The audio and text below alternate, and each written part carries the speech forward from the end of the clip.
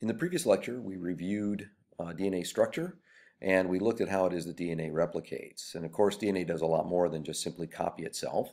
It controls an enormous amount of our biology and our lives. It controls, for example, of course, as you know, hair color, eye color, but it also controls all kinds of other things, like how susceptible we are to certain diseases, like, for example, the coronavirus that we're dealing with right now. The genes in the coronavirus and the genes in the human host interact in such a way that it causes the virus to be able to infect other people more rapidly than certain others, and it defines that this particular virus can infect humans, but not necessarily other creatures, like, for example, giraffes. That all comes down to genetics. So we want to understand it. That's what we're going to spend the next few lectures talking about, because it's not simple. The way genes work is still being worked out. There's an enormous amount that we still don't know. We actually do know an enormous amount as well. So we have a lot to do here. We have a lot that is left to do, which is why it is that we're training you so seriously. There's an enormous amount still that we need to figure out. So what I want to do is to simplify things. I'm going to take the story of genetics, the logic of genetics, and I'm going to put it into a social context, which makes it a little bit easier to understand, I believe. And that will help us deal with this problem in a much more natural way than trying to deal with a bunch of esoteric terms and abstractions being thrown at us. So let's start here. I'm going to tell you a story. The story is very strange, but it is the logic. It has the logic of the basis of what we know anyway about how genes actually function. So where I'm going to put you is in rural Nebraska in 1950. Imagine you live there then. You have at your house a telephone, but you do not have a computer. You don't have access to the internet. Your telephone is a landline. There's no other options for you to get information except from paper, from things that are written down, or from word of mouth talking to people. So this is the important point. Access to information is limited, and it's true in cells. Access to information is limited. So suppose you went to the big city of Omaha and you went to an Asian restaurant and you had these things for the first time in your life called crab puffs or crab rangoons, and you thought they were fantastic, because they are. Back at home, you decide you want to throw a dinner party and you want to impress your friends, and so what you want to do is make crab puffs for them. The problem is you don't have a recipe. So where do you go? What do you do to find the recipe if you don't have one? Well, the issue is, if you don't have a recipe, you're going to have to find a place to get it, and that place back in rural Nebraska, 1950, is a library. Now, the library certainly has a cookbook that has a crab rangoon recipe in it, but here's where the story gets a little bit weird. You can't leave your house. For whatever reason, you're chained in your kitchen, and you don't have money to go to the store to buy a cookbook, so the library is your only option. So what do? Well, that's why in rural Nebraska in 1950 you had children. You send a kid. You tell your kid, go to the library, get a cookbook, and make sure that has a recipe in it, and bring it to me, and I'll make the crab rangoons from that. So the kid goes off to the store, or goes off to the library, and walks in the librarian and says, hey, I'm looking for a cookbook that has crab rangoon recipe in it. The librarian, who's very intelligent, has read a lot of the books, and said, yes, I know exactly where that is. Takes your child to a shelf, pulls a book off of that shelf, opens it up, and shows them that there's a recipe for the crab puffs in it. And the child then says, oh, that's great, that's fantastic, thank you, I want to check this book out. And here's where things get dicey. In this particular library, the librarians are very, very anal retentive. They will not allow anybody to check out books. So the book has to stay in the library, it can't go out. So what is it that your child does? What does the kid do? Well, the kid's pretty smart. So he realizes, okay, all I need is a copy of the recipe.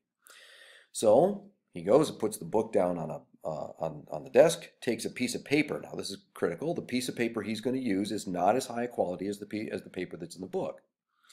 But he takes that information and he starts writing the recipe out line by line on the piece of paper. He writes everything that's in the book on the piece of paper, gives the book back to the librarian, goes back to you, says, here is the recipe for crab rangoons. And you say, that's fantastic. So you start looking over the recipe book, or the recipe that he wrote down, and you see that you need to make the dough. You need eggs and baking soda and flour, and you also need cream cheese and crab meat for the filling and all of this stuff, and you don't have any of it in your house. So now what do? Well, now you got to send a kid to the store to get all that stuff. Problem is, the kid you sent to the library refuses to go. He is just absolutely not going to do it, which is why in 1950s Nebraska you have two kids. You send a second kid to the store, and the kid goes and buys all those ingredients, brings them to you, and you whip up the crab puffs, and it's fantastic, right? Believe it or not, that is the same logic as genetics to a certain extent. What we call coding regions of DNA follows that basic logic. The key to it now that we have to do is just map what each of those elements is to actually what's happening inside cells. So here's the question. What are the books? What is it that the books are in this story? In this particular case, the books are the chromosomes. The chromosomes have in them multiple recipes. So that's why they're books. They have a bunch of recipes, and I'll show you an example of that shortly. So the books are the chromosomes. So what's the paper? The paper is the DNA. That's the material on which the information is housed. Notice the DNA is not the information. It's the conveyor of it. What's the information? Well, the information is literally written words, but in a different language, in the language of nucleic acids, not in English or Japanese or Chinese or whatever. So what is it then that is the actual information that's being given to you? Okay, that's what we got to figure out. So where are the chromosomes housed, though? Where are the books housed? Well, the library then is where the chromosomes are, and that's going to be the nucleus. Okay, so what's the recipe? This is what the actual story and information is. The recipe is not an object. It's not a thing. You can point to it in a book, but that itself is not the recipe. That's just the recipe being written down. The recipe itself is information, and that's it. That's all the recipe actually is. It's just information. So in this story, the recipe is the gene. So notice the gene is not a thing. It's not an object. It's a collection of information. It's an abstraction. It's entirely an abstraction. And this is the modern view of a gene. Your textbook is a little out of date. Your textbook talks about the gene being a particular spot locus on a chromosome and having a sequence of DNA. And that's not the modern view. The modern view is the gene is the collection of information. Okay, so what are the letters? The letters on the paper. In this case, the letters on the paper are the nucleotide bases, A, C, G, and T. So the language of DNA is much, much simpler than the language of English. It's written with a far, far smaller alphabet, only 4 letters. All right, so then what's the copy of the recipe? If the recipe is the gene, what's its copy? Now, the copy is an object. The copy is made out of something. It's made on paper. In this case, though, remember, the paper that the kid copied the gene down on is not as high a quality as the paper that's in the book. That paper is another nucleic acid, but it's not DNA, it's RNA. In this particular case, it's an RNA of a type that we call messenger RNA, or mRNA. So then who are you in your kitchen? Now you know this. We've already talked about this earlier in the course. What is it that makes the proteins in the cell? That's what the crab puff is. The crab puff is a protein. It's going to be made by this recipe. Well, you in your kitchen is something that makes proteins. That, as you know, is a ribosome. And then finally, who is the kid that you send to the store to get the ingredients? Okay, now here's where the story gets even stranger.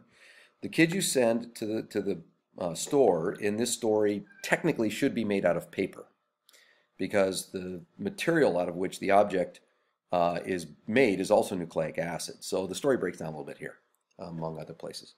But in this case, the kid you send to the store is another form of RNA that we call transfer RNA. It is bringing the ingredients to make the protein to the ribosome, and that's then what is going to be used to actually build the protein, the crab puff, using the information in the gene. So what this expresses is what Francis Crick called the central dogma of biology. Now, unfortunately, the word dogma is not the correct term here. In fact, he even admitted later he only used the word dogma because he didn't know what it meant. Dogma, the word itself, means a series of beliefs that you have to hold in order to adhere to a group. And that is not true in biology. We don't have to believe this in order to be biologists. But it's been demonstrated time and again through data that this is in fact how things generally work in genes of a particular type that we call coding genes. The central dogma is this, and we've talked about this before. The DNA houses information, and the information is copied from DNA into RNA. The RNA then leaves the nucleus, as shown in this picture, and then goes to this object here, which is a ribosome. The ribosome then takes the information from the nucleic acid, reads it, and uses it to build a protein. Now here's the protein. We've talked about proteins before. You can recognize this. That's a nitrogen group. There's a carboxyl group. There's a central carbon. So this right here is an amino acid. You've drawn that a number of times. And the protein then folds into its tertiary structure here. So that's a central dogma. Information held in DNA is copied into RNA. The RNA information is then used by the ribosome to produce this protein. And then here's the part that I didn't add before. The protein then determines the phenotype or the trait. So that's central dogma. Information goes DNA, RNA, protein, trait. The question is how? How exactly does all of this work? I want to look at every single step in this sequence very carefully in the next few lectures. So in our study of the central dogma, we're going to start here where the genes are housed. And this is a picture you've already seen before in Unit 1, where you're looking at how it is the DNA is packaged. And if you recall, there's the double helix there. And remember, it's packaged up into these nucleosomes, which are these DNA histone packages that are then condensed even further into these things called solenoid fibers, and the entire material in the nucleus is called chromatin. Now, at the time of prometaphase, the chromosomes, if you remember, condense into a structure that looks like this. And the centerpiece there that connects the two sister chromatids together is the centromere. Each one of these things is called an arm, and the telomeres are the ends of the chromosome arms. Now, we've talked about all of that before, so if you are looking at that, not remembering what any of that stuff was, you want to go back and review sections 1 in the laboratory where we looked at mitosis.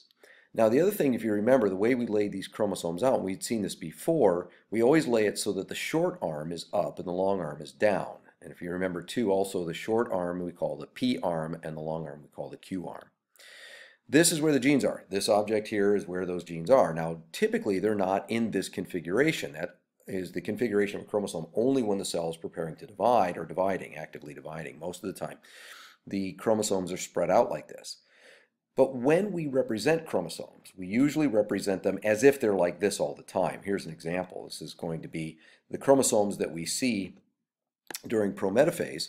And we say, okay, well, this chromosome during prometaphase here, you'll notice the centromere is way off at the end, whereas over here, the centromere is right in the middle.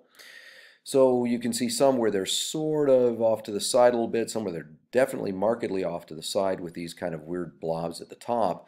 And those are the kinds of chromosomes that we see in all different species. Now humans only have chromosomes where the centromere is in the middle. We call those metacentric chromosomes.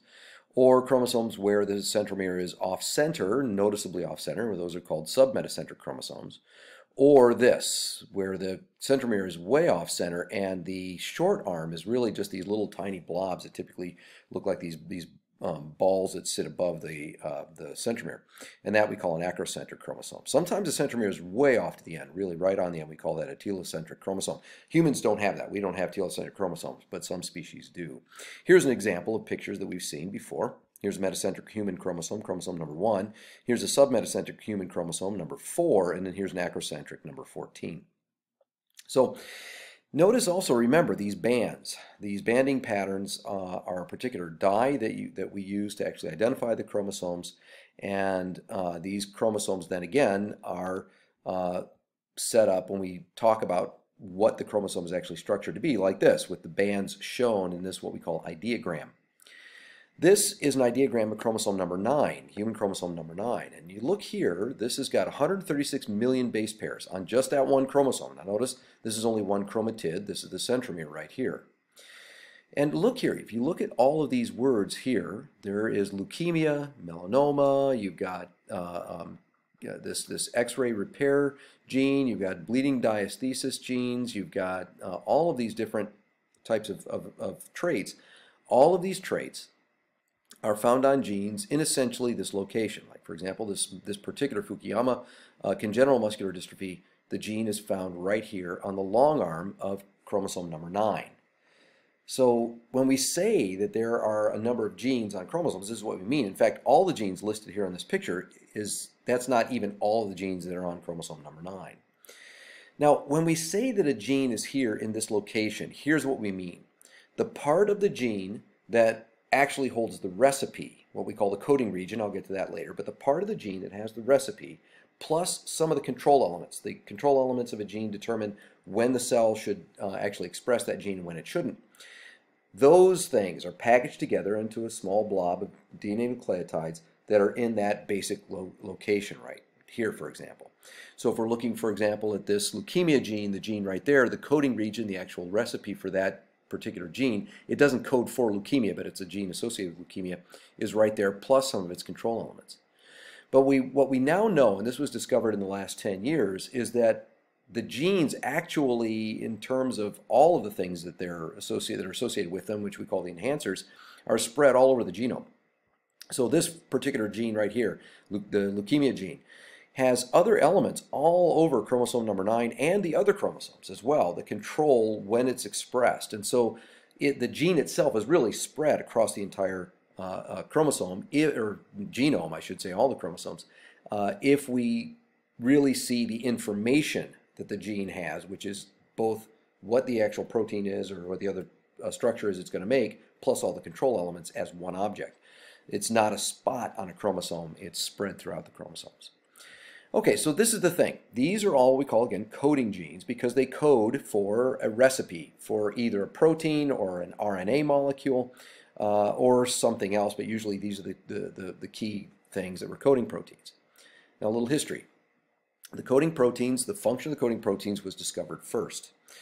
And as usual, when we first discover things, we start to think that that first discovery is all there is to the story. And we've learned that coding genes only make up a very small percentage of actually all of the DNA.